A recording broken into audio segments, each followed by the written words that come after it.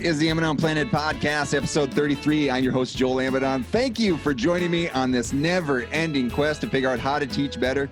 Today on the podcast, I have two good friends and colleagues, Dr. Amanda Milewski and Dr. Joe Sweeney. And we had a chance to write an article together that I think is pretty appropriate for now. We'll get into that in just a second. But first, I just want to welcome my guests, Amanda and Joe. Hey, how are y'all? Hey, Joel, it's good to be here. Thanks for the invite. I'm excited to talk about our work together. Yeah, Joel, thank you for this. This is great. Thanks.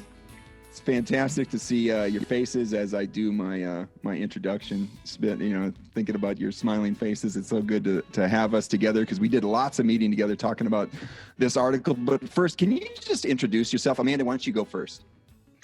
Sure.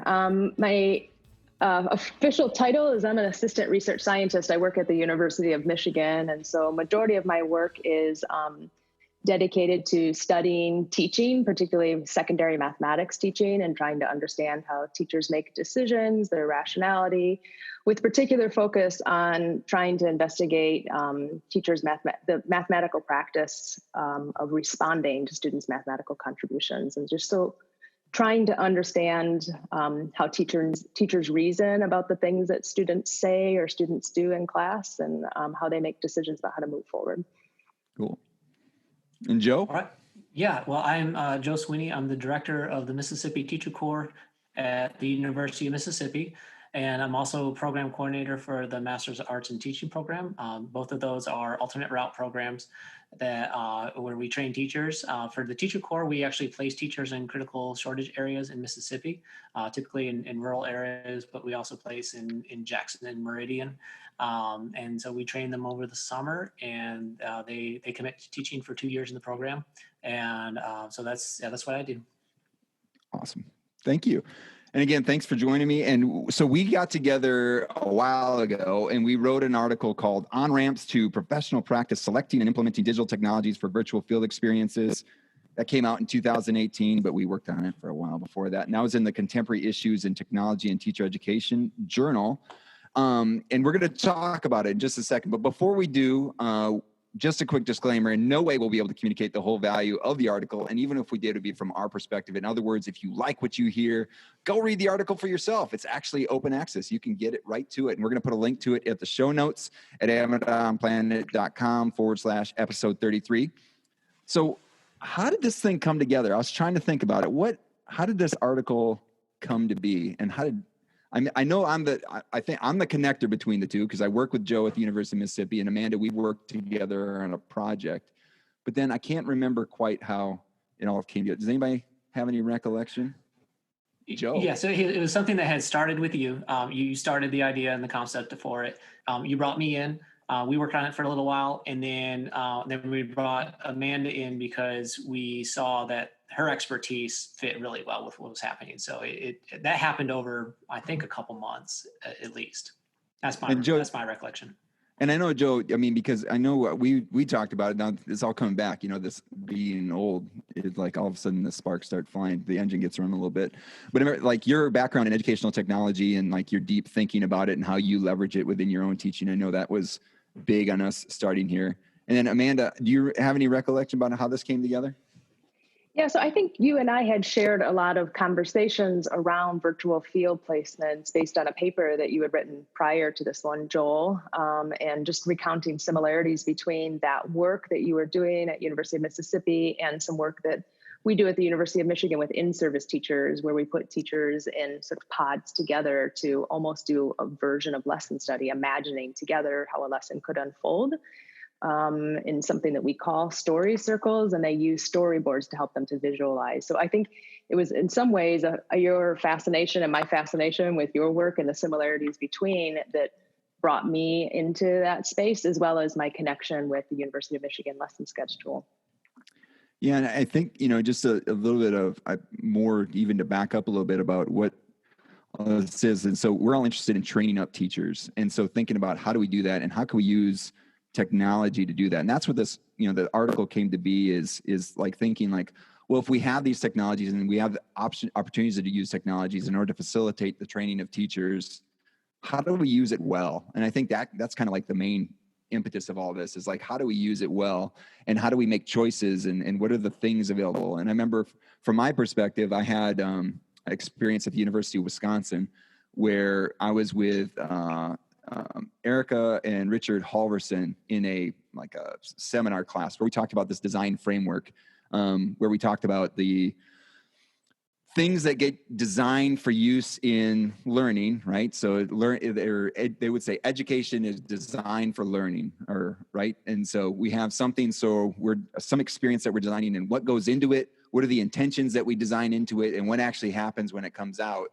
And so really thinking about like these technologies and things that we'll talk about in a second are things that get put into place in between teachers, students, and they're kind of learning content, learning how to teach, and what's good about them, what's bad about them, what do they take up in it? Like, hey, we meant for them to do this, but they actually do this, and that sort of thing. And so, yeah, this article was, and after I was saying to Amanda before we got on, is that I like this article. I think it was written pretty well. I mean, and we spent enough time on it too to get it to the place where it was actually published in a journal. So, but why is it important now? So like, that was my impetus, is like, I think to have this podcast episode was, I felt that there's some things important now, and there's some agreement to that we needed to share this piece. And I don't know, does anybody want to jump in on that? Why do we even talk about this article now if it's 2 years old and we're talking about technology? I think one of the sort of more obvious reasons is with everything that's happened societally with COVID and the need to shelter in place in the spring, as well as across the summer. It really shakes, I think, teacher educators down to the core when you have spent the last, 10 years convincing ourselves that practice is, and being access to practice in classrooms is so core to training up teachers.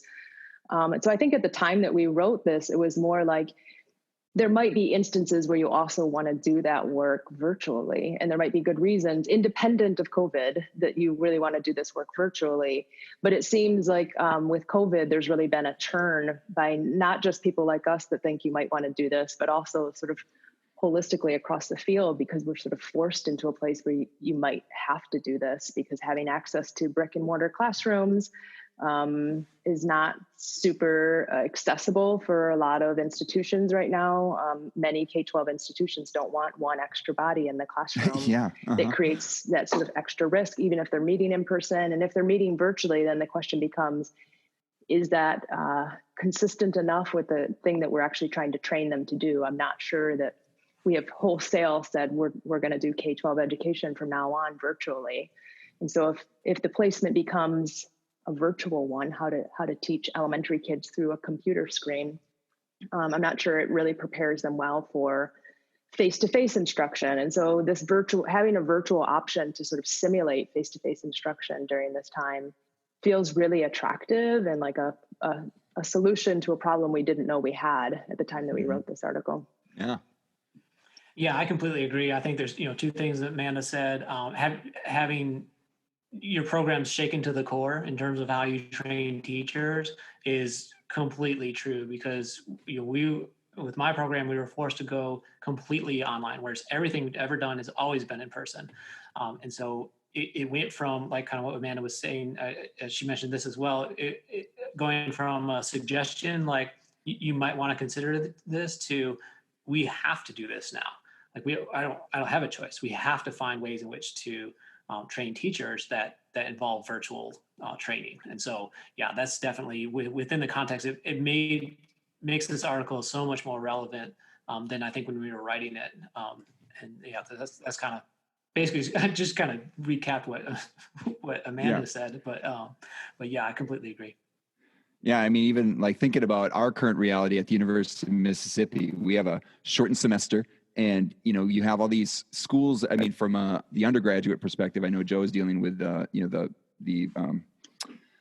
alternate route where people are in jobs and things like that. But in the undergraduate world, where we have a shortened semester, we have, you could have quarantine pre-service teachers that are being exposed either through, their own social interactions, through family, but even through the school, where, pre-service teachers, students, even whole classes are being quarantined. And so it's like, without some sort of technologically mediated experience where students or teachers are getting the practice. These pre-service teachers need to get the practice in order to help them move more central in this community of practice of teaching, right? So like we're in this, we're trying to figure out, we've got some rookies. How do we get some rookies some experience, running with the ball? And so how do we do that? And so we're trying to think like, how do we use technology in order to do that? And so there is technology out there, and we'll talk about some of them, and just to grab at them, but really to be mindful and thinking about what are the things we want in that technology versus just, we got to put something into place and just, hastily grabbing some, but actually, how do we be mindful about that? And that actually jumps right into our categories. So the high five categories is like, we pick out some learnings from the article, like after reading it. And again, one of the things I learned is, I think we wrote a pretty good article, but one of the things I learned is just this idea of intention, like having intention with the technology and thinking about what do we want for this thing. So like, the different experiences that we're going to be talking about, like what technology would be useful to have that and to fulfill the intentions or fulfill what we want to have happen with our pre-service teachers. And that was one thing that really stood out to me, is this idea of putting forward intention with this stuff. I don't know, what's something, who wants to go first? Who feels really? I went first last time, so I'll let Joe go. All right. Sure. So yeah, kind of going along with that in terms of choosing technology. So one thing that we had to do before we did our virtual summer school this year was choose simply the meeting, how we would meet virtually in those classrooms. So would we use Google Meet? It came down to Google Meet and Zoom. And so one thing that in kind of revisiting this article was, how you evaluate those things and what we ended up doing. So we had 8 different classrooms. So we have 8 different lead teachers deciding on what platform we were going to use. And what we ended up doing, which was interesting, was allowing them to pick what they wanted to use, because we were kind of split down the middle on which one to use, because both had pros and cons. And those aren't, kind of going out a little bit outside of the on-ramps that we're talking about, but Right. In terms of choosing technology, like Right. it was really interesting to go through that process. Because the other thing I thought about is, sometimes you don't have that choice. Like sometimes you're not evaluating. So I know with us using Teach Live, which is, I just found out today is now Immersion, that's something that's available to us already. So I'm not picking from a lot of different options. I'm going with what's available. So, and same thing with Zoom and Google Meet. Those were what was available and accessible to us. So I think, yeah, it was just really interesting to revisit the article and think about that, because even within that specific context, there was different opinions on what would work best with that. Mm-hmm. Yeah, I feel like one of the things that I learned through the writing process was about this Halverson and Halverson framework and the way it can be applied to consider different kinds of considerations one might need to make when deciding between these two otherwise seemingly similar platforms. Oftentimes Lesson Sketch gets compared, or Lesson Sketch to Pick gets compared with Teach Live. And there's some surfacey things that I think you could say that are quite different, like how much it costs and how easy it is to set it up and those sorts of things. But I think these are sort of the analysis that was done inside of this manuscript with the affordance of the Halverson's framework is getting more to the core of what are the affordances at a pedagogical level, like what sort of things, what sort of opportunities for learning one opens up that might not be open in the other one. And so I really appreciated that sort of perspective and felt like I'm anxious to find another place to use that framework. But I also refer back to this now and when I'm talking with other people about what might be the critical differences between an environment like Immersion versus an environment like Depict. For me, one of the most critical, at least in my own work, is the opportunity that Depict creates for clients to author students and author text that's coming out of students' mouths. And so that can be annoying if all you want is for the teacher to be practicing the teacher side.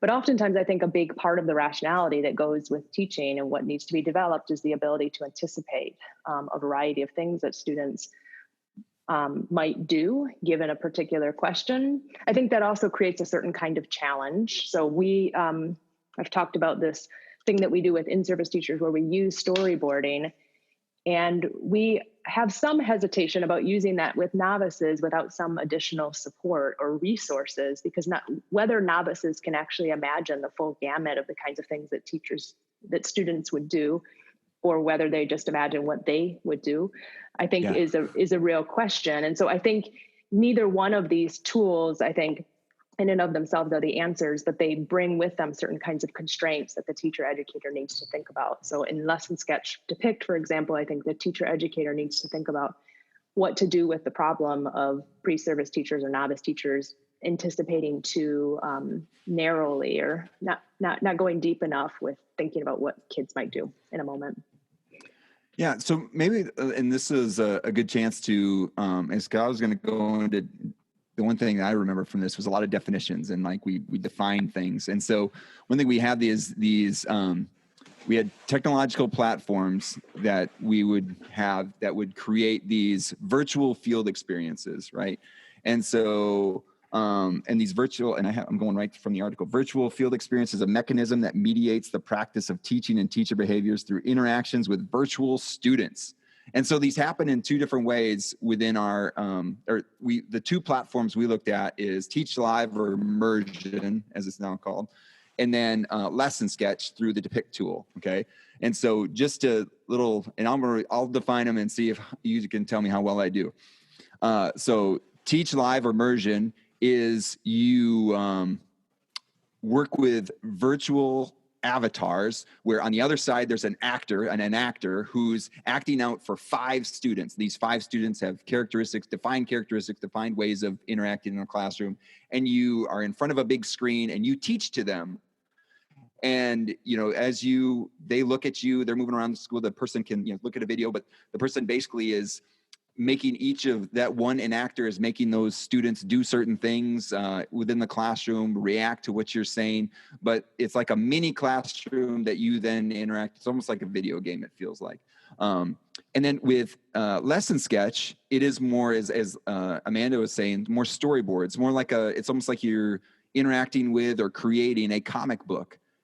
That you're then using that as an experience in order to see, like, oh, what are students saying? What is teachers saying? What if I'm the teacher? How am I going to interact in this situation? So those are the two platforms that we looked at. How did I do on describing them? Did I miss anything? That sounded good to me. Amanda, I know you. Yeah, that sounds right. I would say I'm not clear I'm not sure I would call Depict a platform, but I understand in the way that you're using it. So there, along with certain actions, I think Depict can become the kind of platform. I usually refer to it as a tool because I think it can be used in so many ways, but yeah. A tool within the Lesson Sketch platform. How about that? Yeah. There we go. Fantastic.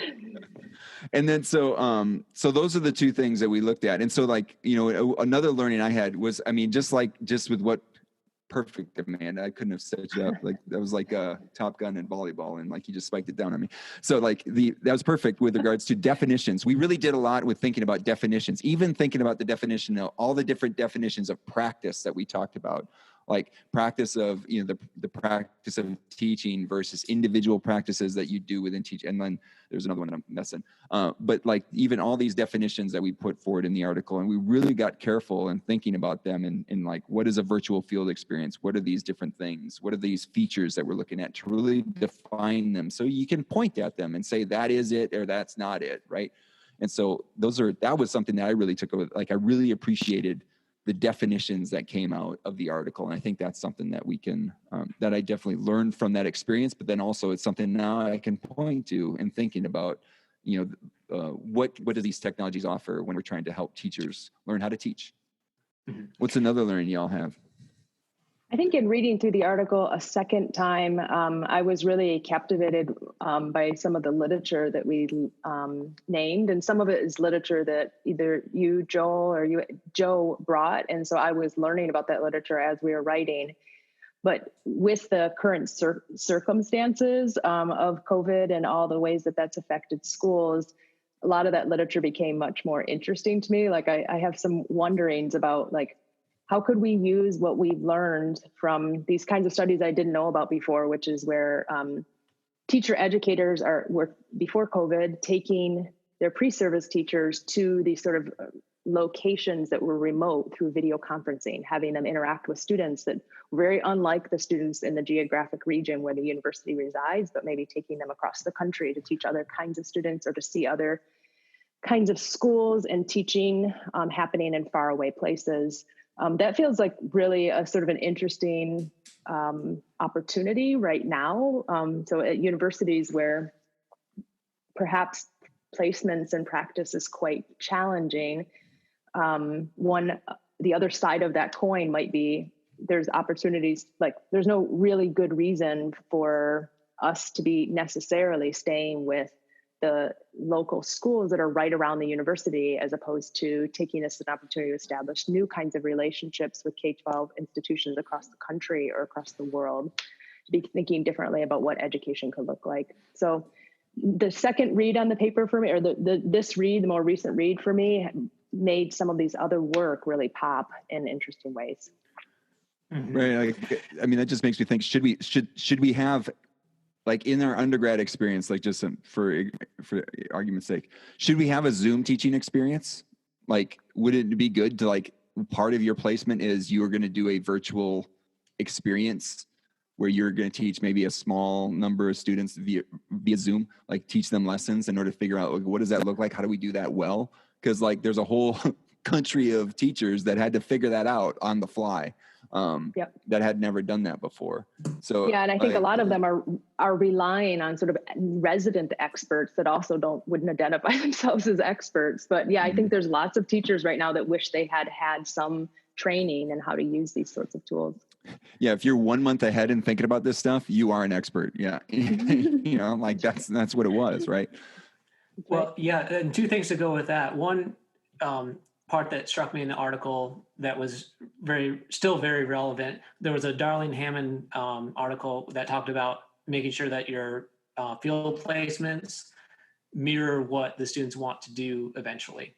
And I'm trying to paraphrase that best I can, but basically this concept that what they're going to do in the future, should be very similar to what they're doing now with the on-ramps. And so, yeah, having those virtual experiences, whether it's local, whether it's someplace far away, that's really important. And then it also ties into, should they have a virtual experience?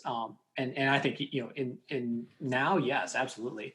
Because that is something that for the foreseeable future, they're going to have to be doing that. So one really interesting thing about the virtual summer school that we did, that we just experienced, a lot of our teachers, even though they're first year teachers, they went to their schools in some respects as now the expert. And so they're doing a lot of professional development on Nearpod, on instructional techniques in the virtual setting, because they actually did that with real students over the summer, which hadn't been intentionally done in many places. And so that's, I don't know of any other instance where we had our first year teachers in the fall doing professional development for their schools. So that's something that was definitely different. But and another thing I wrote down, the struggle to find quality field placements is real. Like, now, and it's always been like that. And especially I noticed, that's something that when revisiting the article, when it talked about, rural areas or areas just where there's not field placements available, having that virtual option is definitely appealing. Right. And so you're not being constrained. I mean, so like, if you had an ability to, place someone using Zoom and they're already doing practices that you want them to see, like you're not constrained by, can they drive there? Like you can, you can open it up a little bit too, right? And to see like where people can go. And yeah, just to jump on, going back to the definition thing again, like this idea of on-ramps, we said that in the title of the article. And again, we have a definition of it. On-ramp refers to those experience that provides novices with the means to practice teaching related skills in settings of reduced complexity prior to culminating clinical experiences such as student teaching. Basically, how do we get them up to speed to just do what Joe said, do the kind of teaching we want them to do? These virtual spaces can be designed in order to do just that. Like we're setting you up for success to do the kind of teaching we want you to do in these full-blown clinical experiences. The smaller scale, reduced complexity, digital, virtual experience is something that can be that on-ramp. So those are so good, like bringing those all together. Anything else on oh, sorry, man, go for it. So I'm hopeful that we're not always going to be stuck in sort of this environment, though that it's not 100% clear, but where we are all sheltered at home or have very limited access to school buildings. I still think there is a really important role for these sort of virtual field experiences, on-ramping experiences that are distinct from the kind of work that happens in schools. And so in the article, we had talked a little bit about for sure, there's really good work of putting kids in schools with the needed kind of support. Putting pre-service teachers, novice teachers in schools with the sort of needed support, knowing that they're not yet ready to engage with real kids unsupervised. But that sort of work is really hard to sustain and do well. The more normative thing is to sort of send people off in many different directions, and they come back, and the math teacher or the teacher educator are sort of left to sort of make sense of the accounts that the pre-service teacher creates of the classroom, as opposed to actually being able to interact with the actual thing. And the fact that they've got, 23 pre-service teachers that all have different experiences, it's hard to bring that together to some kind of shared learning. And so these virtual on-ramps that we've talked about in this paper, I think we've also made an argument for what are some of the affordances of creating a common text for pre-service teachers to have a common experience, and then that becomes a common text that can be studied, analyzed, broken down, a place to go back and practice again, as well as other kinds of affordances of being able to sort of create environments that are distinct from the sort of typical norms of schooling that we're trying to change. And so representing sort of uncommon situations to teach pre-service teachers how to act in those situations, or how to engage in those situations, or how to create those situations, I think is a really huge affordance of virtual place settings, virtual field experiences, as we've talked about them here. So even beyond COVID, I do think that the substance of this article, the argument there, I think is still a really compelling one. I'm going to do a shameless plug for an article that I wrote about Azul's room. And I was in the math teacher educator, but it was like doing exactly what you're talking about, man. It was like, I wanted to take the conversation from, hey, a traditional math classroom is rows and columns, everyone's looking at the board, that sort of thing, versus, it was an experience I had. It was like when I entered into a classroom as a working teacher, got hired for a job, and I went in, and all of a sudden everyone was in groups, and they work in groups, and they explore a problem together, and the teacher's not really doing a lot of they're like guiding on the side. They're asking questions. Or just observing and seeing what math comes out of this designed experience. You facilitator, really. And it was like, they changed the default right amount. Like, no, we're in groups. This is what we do. And now this is a conference, not like, I'm up front and I'm doing the rows and columns teaching. Like, it'd be nice if we worked in groups every now and then. No. We're in groups. Like, that's what this is the default classroom and so like to have Azul's room was basically a place in Lesson Sketch where I used a pick to create this simplified classroom where, we're going to explore problems. This is the teacher is not up there talking a lot. The group is doing the work and they're facilitating it.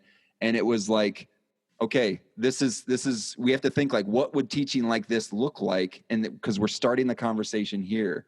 And so that's one of those things where we can do that with these on-ramps. And again, going back to what Joe said, the kind of teaching we want them to see, we can start them there. We can start them there with that conversation. Yeah, I think in addition to that, the ability to sort of add or remove complexity, like which complexity are we going to be dealing with at different stages in the program or different stages in the class, I think is an added affordance to these virtual field experiences. Go ahead, Joe. Just to go along with what you're both saying, the recording aspect of that too, it was something we mentioned in the article, but I think it's such an underrated tool, being able to record and then have the teacher reflect on that, and we watch it, be able to wind it back, and then making those recordings available to other people who are also evaluating that teacher. Because we used, it was Teach Live over the summer, Immersion, and because we wanted them to get more experience kind of having this classroom experience, because we were training teachers and they weren't actually in a physical classroom, they were all virtual. And so we wanted to use it in that capacity. And so we could record those and then have someone look at them later to give feedback and then meet with them. And such I know, it's been used in teaching for a long time, so it's nothing new, but it's such a powerful way to reflect. And then we have them go back and watch those videos later too. So we typically about halfway through the program, we have them watch themselves teach those beginning recordings and reflect on that. And that's always a good experience for them too, because sometimes the growth that you see in teaching takes a while. So being able to revisit those recordings is really an eye-opening experience for them. Yeah, so that was one of those features where we talked about what did we say? What was that feature? I think it was called recordability, if I'm not mistaken. But what we did, it was document or replay experience. That's ability what to do it is. that. Yep. Yeah, I mean, because that's something we need to consider, right? If we're choosing one of these things, how can we, again, capture in order for reflective purposes or for collaborative purposes or whatnot. So unless there's any more learnings that people wanted to get out there. There are, but we need to leave some for the audience too. Yes, so yes. I encourage you to read it and share back with us. Exactly. Yeah, that'd be great.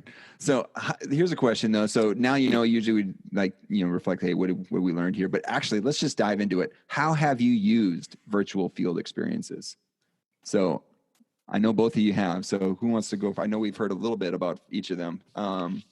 Joe, you want to go first? A little bit more elaboration on your, the experience you had this summer? Sure. So we had all of our teachers, we had 6 weeks, we have 7 weeks to train them. We had 5 weeks with actual students. But within that, we also used Teach Live. And we had them basically conduct a short lesson. I think they were typically 15, 20 minutes long, with the emphasis being on addressing student behaviors. So it's basically working with classroom management. So they engaged in those remotely because everyone was remote. So that's the first time that Teach Live, typically the people would come in person to a classroom and they could see the screen and then see the 5 students there. But we were doing that remotely so they could see it on their screen from home. So they could conduct those lessons and interact with the students in that capacity. And then from there, those were recorded and we had our lead teachers watch those and then meet with each of our teachers in training to administer feedback and kind of walk through that. And everyone did that. They did at least 2 sessions over the summer. So they did one kind of toward the beginning and one toward the end so that they could implement that feedback and have a chance to do better the second time. So that's how we were using Teach Live over the summer. Yeah, so for us, one of the primary ways, it sounds like, Joe, you were working with in-service teachers then, or was it pre-service teachers, just out of curiosity? It's a little bit of both. So they are teaching, their field experience is the summer school. And so they're not officially certified yet. They get certified at the end of the summer, but they are teaching quite a few lessons and working with actual students. Yeah, they're heading into a classroom. They're pre-service. Yeah, they're heading into a job at fall. So it's like they're right before they're. Yeah, the line between whether you're certified or not is very thin. Yeah, very thin. But they are pre-service. Yeah. Great. So we have done some ongoing work that started well before COVID, but continued through COVID, and it continues this fall, with a program that we call Story Circles. We've done some work with it with pre-service teachers, but more often than not, we're working with in-service teachers that are looking to get professional development, or in-service teachers that are sort of in a position of thinking about certification or different kinds of certification, or teaching and learning to teach differently than they're currently teaching. And so in that context, I think metaphor is really helpful of lesson study. So gathering teachers really together around a lesson, a particular task, where we sort of agree at the start that the task is going to be taught in sort of an open way, and there's going to be a discussion format in the middle of it, and there's going to be a particular goal that we've agreed on, not because there couldn't be other goals, but because in order to be in the same space, like lesson study, you sort of have to agree on some basic things about what the lesson is going to look like.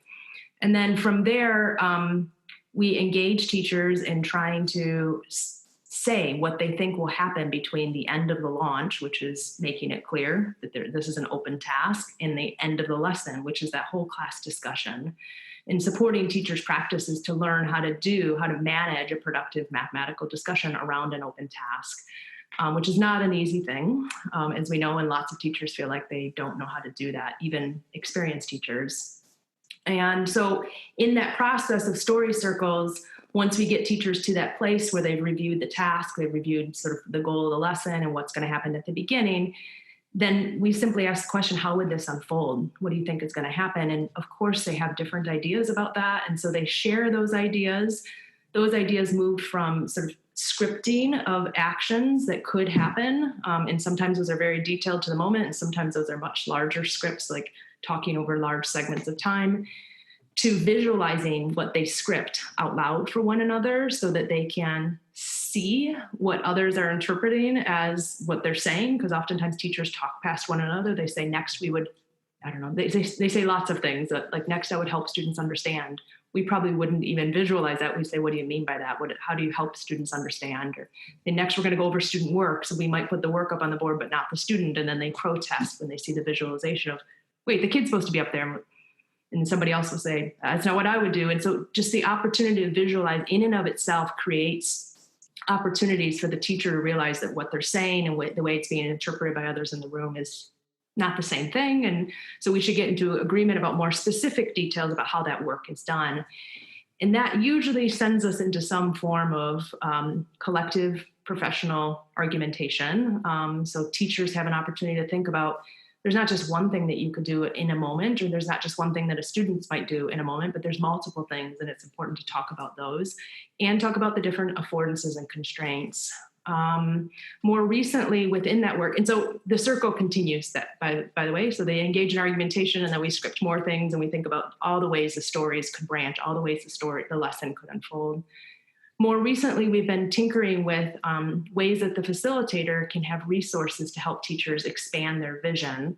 So providing teachers with particularly hard moments, we call them contingency cards, where we hand them a storyboard of a moment that is not yet in their storyline, that nobody's talked about it, but we know it's a common misconception, it's going to come up. And so we represent a student at the board with that misconception and say, can you find a place for this in your storyline? And then they have to cope with it. And sometimes they don't want to they'll say things like, that'll never happen, or I don't know what I'd do if that would happen, so I'd never bring that kid up to the board. And that's where some of the real learning has happened. It's been fun to be in moments, fun and challenging to be in moments where people are saying things like, I've been teaching for 8 years and I don't know how I deal with that. And I know I've seen it, but I'm just now realizing it's a misconception. I haven't put it up on the board because I didn't really know what to do with it, but I didn't even realize it was a misconception, nor do I know how to deal with it. And so having the collective support of a group to think together about how to deal with some of the things that come up when you do open tasks. As we know, it's really challenging for teachers to deal with that kind of openness because of the things that I'm naming. They don't necessarily know how to deal with all the crazy things that can come up in a lesson like that. So. That gets me, I mean, so like, yeah, and I get excited when you talk about story circles, because it gets me thinking of like, almost like improv and things like that, like where, you know, it's people are, well, one, they're trying to design a scene together, but like when you do something like that, when you, the contingency card, when you throw in something, it's like, you can't just say no, right? It's like you got to have like an improv rule or law is like, it's a yes and, or yes, but like, yeah. Like, and then now how do we use that? The student has provided something. I always like to think of it as a gift. They've given you a gift and you can't refuse the gift. You got to take the gift and like, what are you going to do with the gift? Right. And so if it is some sort of thinking, like, how do you build on the thinking? Like, how do you see the asset behind it? I always use the example of my son was given, like, was asked like, how many sides are in a rectangle?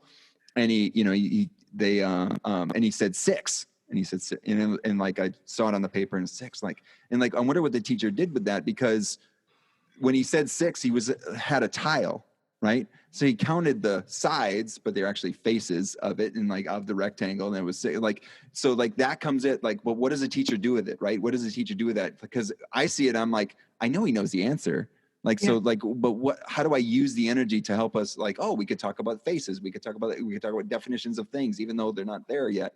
But like those sorts of things where, how do we use these experiences to then move forward the teaching to get to that goal that you're talking about? Like, I mean, I think those are valuable experiences that get us to this better place, right? Where they're actually probably questioning some of their assumptions and things like that, or even like some of their experiences.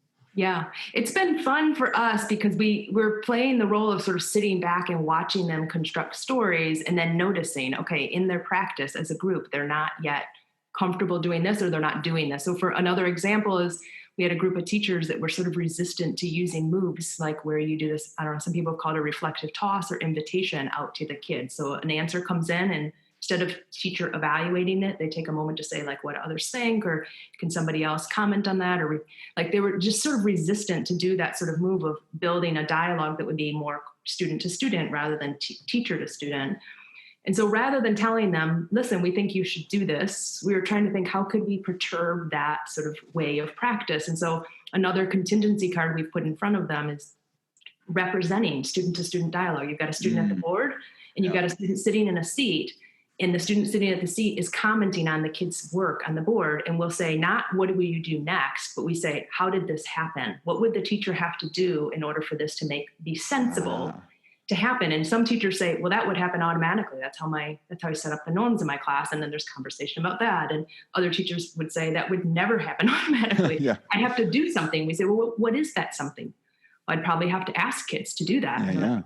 What would that look like? And then they think, then they start talking about, I don't usually ask kids to do that. I wonder why, and what are the affordances and constraints, and what are the risks, and what am I avoiding by not asking kids to think on or build on one another's ideas. So it's been fun to sort of try to think about how do we corner them into a place that they learn something that we want them to learn without telling them, you should do this thing instead of that thing.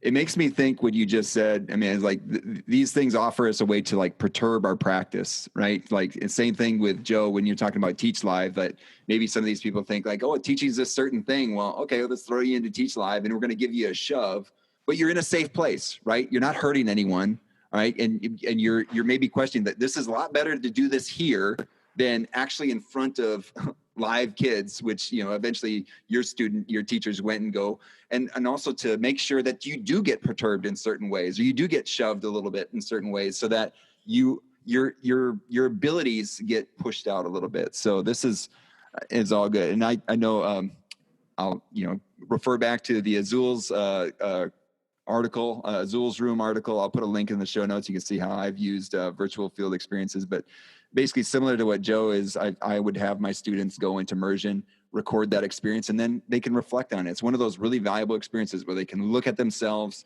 and see how they interact with students. What assumptions are they doing? What are the things that they, you know, might not have seen because they were in the moment, right? And be able to have that recordability is pretty important. So let's move on. What would be the major critique of this article? I really wish that we had the ability, more space to talk about other kinds of tools that are out there.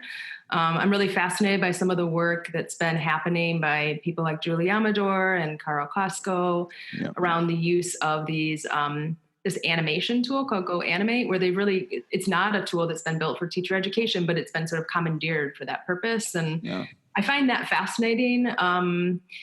One thing that I know that's different that I wonder how they cope with in Go Animate is the cartoon characters have just a lot more detail that allow you to individualize the students.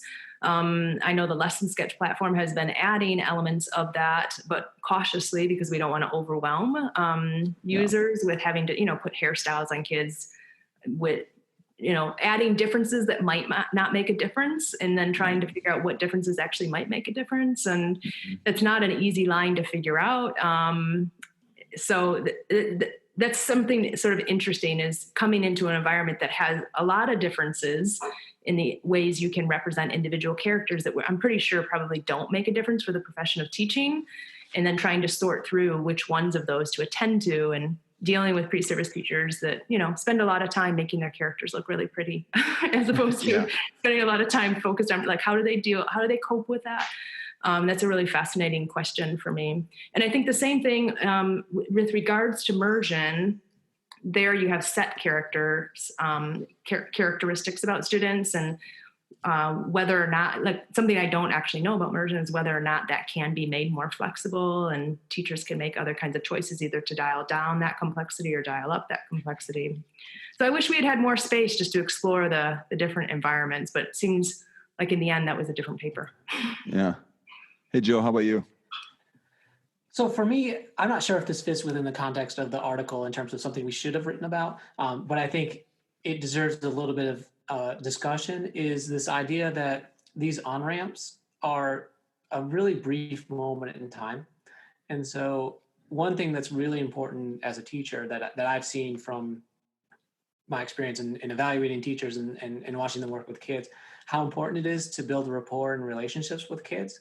Yes. And within the context of like Teach Live, and this may be, Amanda, in your work, you may be able to get a little bit more to this. But I know with Teach Live, if they're just doing a 15, 20-minute thing, there's two things that happen. One, you can't really build a rapport with an avatar child in that time.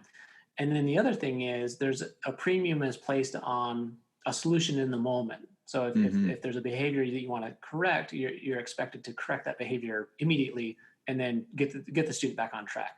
Whereas the reality is in the actual classroom, you're leveraging and you're using that rapport and those relationships to help guide the students in a certain direction. And so I feel like it's something to just, at least for the Teach Live experience and how we used it, wasn't possible. And so I think that's, No, that's good. I would agree with that. I actually think in Joel's work, there's a little bit of focus on that with Azul's room, because there's consistent interaction with the same set of students. And so those kind of conversations, at least my sense of talking to Joel, are possible, but maybe Joel, you could say more about that. Yeah, I think one of the is like trying to take like building up a relationship with a student. And so one of the ways we use it is you're going to have a problem solving interview. And so you're going to like storyboard basically, what does it look like to ask a certain student some questions? And the student is red and the teacher's Azul. Well, you basically put yourself in Azul's shoes, and then you put your math mate who you have a relationship with from a field experience into the shoes of red. And then you have this conversation. You kind of like imagine, what is it going to look like? And then you are going to go have that conversation eventually. And then you get to see like, well, how does your prediction match your depiction, right? Or how does your prediction, it's a prediction depiction. How does a prediction match what actually happened with the student? Students get surprised, right? And so there is sort of that rapport building that Joe's talking about that we can leverage within the field experience, and where, students are like, well, I authored in some assumptions about the student that were wrong. Like I thought they would struggle with this problem, and they flew through it. Like I had to like really make these numbers bigger or more challenging for the students. I actually used negatives, or they did multiplication, like all this sort of stuff. So seeing that sort of thing. And I love that, Joe, that's a great critique. And then even just thinking, Amanda, you were talking about like the authorability of students, right? What is the ability to change up characteristics? And so between the different platforms, and thinking about that, if you're going to do something like this, for me, my critique is that, well, after this, when people are actually like full-fledged, where people are doing this sort of thing, there's probably going to be so many more characteristics that are important to people and things like that, that it's actually would be good to get this out there again, so that people can actually use it and like, oh, this, the protocol needs to change, all the different features that you talked about. There's a few more that you hadn't considered, or, here's a better way to think about this feature and whatnot. So I think the critique is probably happening right now as we're going. So I know we need to get going with the wrap up. How about the sum in 7? Do you have 7 words that would sum up this article? It used to be sum it up for a 7-year-old, but my 7-year-old turned 8. So, but I didn't want to go over that. So. When I saw that, I started actually writing a haiku, and then I thought Joel's going to cut this out. Oh, we love haikus. Come on, be creative. So I only have the first part, and I guess I can try to fill in the rest, but it doesn't, I don't know. Again, if you hear a silence after this, that means it's got cut. So crickets, so I started with on-ramps. Here we are. That was the first line. And then I didn't, so I kind of have to write the rest of it now. So on-ramps help train our teachers. On-ramps are good things. That's my haiku. Love it, Joe. Thank you. Oh gosh, I don't. You can't see this, but Amanda's face says that needs to be cut. You gotta cut that. Well, maybe I was thinking that, but I think it was probably more like, oh my gosh, I don't think I am well prepared to sum it up in 7 words, but I think I might be able to sum it up for a 7-year-old, which is something like, in the same way that students need opportunities to practice the kind of skills that we want them to have, teachers need that same set of skills, the same opportunity to practice. And oftentimes teachers don't get to practice certain critical skills until they're in classrooms, which seems irresponsible. So I think that's how I'd explain it. Maybe, I don't know, 7, 10-year-old. So I took the other front, sorry. I'm not very good at limiting down to 7 words. So I did 7 words, but I have a symbol in it. So good use of tech is greater than good tech. Good use of tech is greater than good tech. good tech. So just because something's fancy, some fancy technology, I'm just going to use this fancy, but if I can actually be intentional in I can use some very simple technology. We had Jen Wolf on our podcast a few weeks ago, and she's just using Google Slides in very creative ways with links and things. And versus like you could use something really fancy, like like some of the things we see in our schools, like Seesaw and, Google Class. I mean, and she's just, again, using Google Slides in very creative ways. And it's like, it's not the fanciest piece of technology you can have, but it's pretty powerful, and the way and the intentionality that she's using it to do complex instruction. So really fancy ways of teaching, fancy ways of teaching. So that's good. We got some experienced teachers here. Just what's one thing that you do that you're like, hey, you know what? I've done this for years and it's something that's really helps my teaching. What's one thing? What's one tip you got out there? I'll go first. I put that asking why about everything that you do related to teaching. So in terms of how this relates to the article, looking at why do you select this particular technology? Why are you doing this? And I think even more so now, just because I don't know if you've talked about your what you were putting together in terms of resilient teaching, but basically boiling down your teaching to what is the basics, like what are we doing? Like, what are we doing and why are we doing it?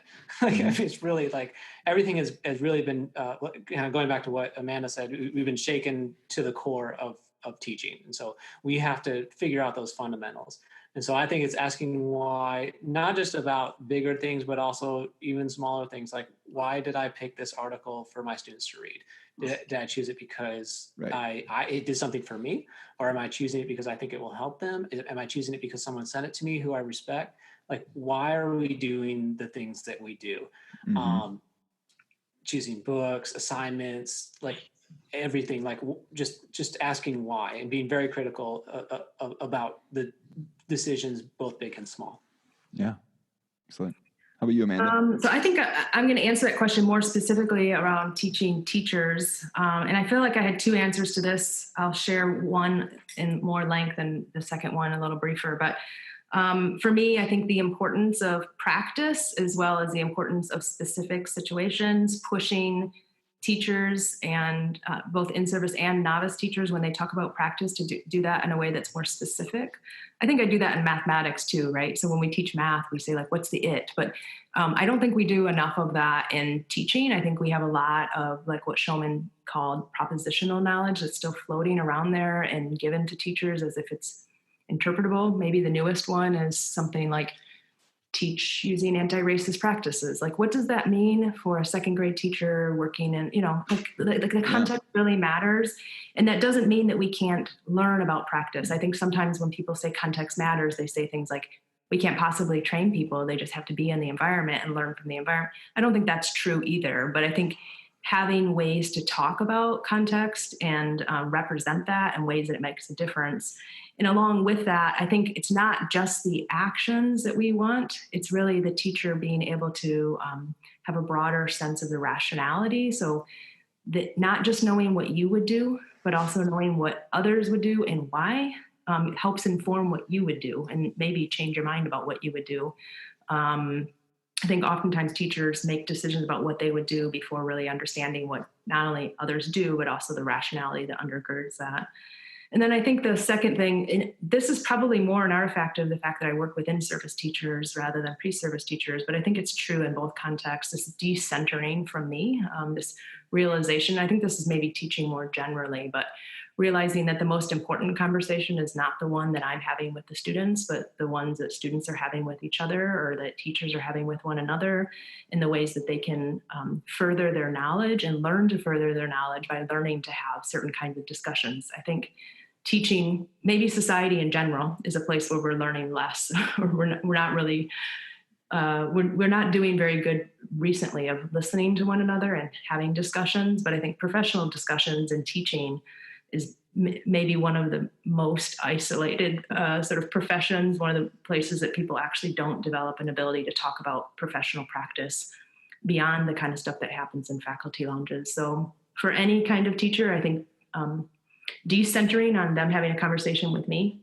and recentering on them learning how to participate with other professionals and listen and share their rationality about practice so that they can grow across their whole career. All right. Well, that's good. Anything to promote from either of you? Who wants to? Joe, I know you got something to promote. Sure. Well, as I mentioned, I'm the director of the Mississippi Teacher Corps. We are a program that we bring in people from Mississippi and around the country. Basically people who have undergraduate degrees and who want to enter the teaching profession. It's a full scholarship program. So the commitment is 2 years. So you teach for 2 years in a critical shortage area in exchange for that scholarship. And we also provide quite a bit of support to our participants. So if anyone out there is listening to this and would be interested or know someone that would be interested, we'd love to, I can talk with them. Most of our advertising is via word of mouth. So we'll put a link in the show notes too, Joe. So sure, that'd be great. Thank you. We are actively building simulations of practice based on some of the story circles work that we've done. And so the contingency cards I talked about, for example, we're thinking about those as ways to gather more information from a broader swath of teachers, not just those in story circles, like in Facebook posts and Twitter posts. And so we're looking to recruit sort of groups of secondary mathematics teachers to participate with us and simulating certain lessons so that novices can learn by going through simulations rather than just by trying to do the lesson themselves for the first time. And then we're also looking for K-12 mathematics teachers, secondary algebra and geometry teachers. We're dipping our toe with COVID into something new of creating sort of modules where we're simulating whole class discussions for their students to participate in, because if they're virtual at any point in the year, it's really hard to create that kind of whole class discussion across this format or across like asynchronous formats. And so teachers that are teaching virtually this year for whatever reason, they're interested in trying to develop skills for their students with regards to whole class discussion. We're interested in sort of partnering with teachers like that across the nation. Awesome. Well, thanks to two of you for joining me and having a conversation, and hopefully that this conversation is helpful to those out there that are engaging in this work, and maybe even interesting for those that are not. And so that is all I have for this episode of the Amazon Planet podcast. Show notes for the podcast can be found at amazonplanet.com/episode 33. If you're looking for ways to support the podcast, you can subscribe, rate, and review. You can subscribe to the Amazon Planet download containing teaching resources and updates from the Amazon Planet. Follow at Amazon Planet on Instagram, Twitter, LinkedIn, or like the Amazon Planet Facebook page.